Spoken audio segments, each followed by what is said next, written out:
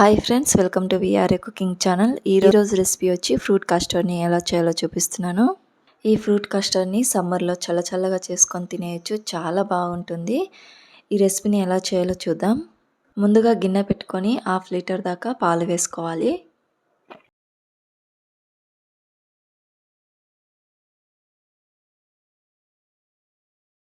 Half litre పాలకి తగినంత చక్కెర వేసుకోవాలి. చక్కెర వేసుకున్న తర్వాత పాలని మరిగించుకోవాలి. నెక్స్ట్ ఒక బౌల్లోకి 2 టేబుల్ స్పూన్ దాకా కస్టర్డ్ పౌడర్ వేసుకోవాలి. ఇక్కడ నేను వెనిలా ఫ్లేవర్ తీసుకుంటున్నాను. ఇలా 2 టేబుల్ స్పూన్ దాకా వేసుకున్న తర్వాత కొంచెం పాలు వేసుకొని ఉండలు లేకుండా బాగా కలుపుకోవాలి. మన 1/2 లీటర్ పాలు వేసి ఒక పొంగు వచ్చేదాకా బాగా మరిగించుకోవాలి పాలని.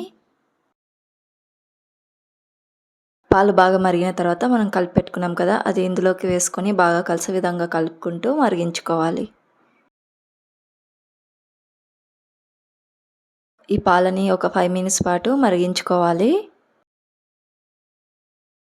ఒక 4 to 5 మినిట్స్ అయిన తర్వాత పాలు కొంచెం చిక్కబడతాయి. అప్పుడు స్టవ్ ఆఫ్ చేసుకోవాలి.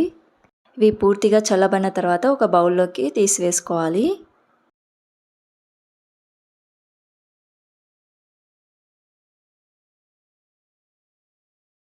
పూర్తిగా చల్లబడిన తర్వాత ఒక బౌల్లోకి వేసుకోవాలి. నెక్స్ట్ ఇందులోకి ఫ్రూట్స్ వేసుకోవాలి. ఇక్కడ నేను యాపిల్ వేసుకుంటున్నాను, చిన్నగా కట్ చేసుకొని. అలాగే కొన్ని గ్రేప్స్ కూడా వేసుకుంటున్నాను. నెక్స్ట్ ఇందులోకి కొంచెం జీడిపప్పు వేసుకుంటున్నాను. మీరు ఇందులోకి బనానా అయినా వేసుకోవచ్చు, దానిమ్మ పండ్లు గింజలు వేసుకోవచ్చు. ఇలా ఫ్రూట్స్ వేసుకొని మిక్స్ చేసుకొని ఒక 2 అవర్స్ పాటు ఫ్రిడ్జ్లో పెట్టుకోవాలి. నేను ఇక్కడ యాపిల్ ఇంకా గ్రేప్స్ వేసుకొని సర్వ్ చేసుకుంటున్నాను.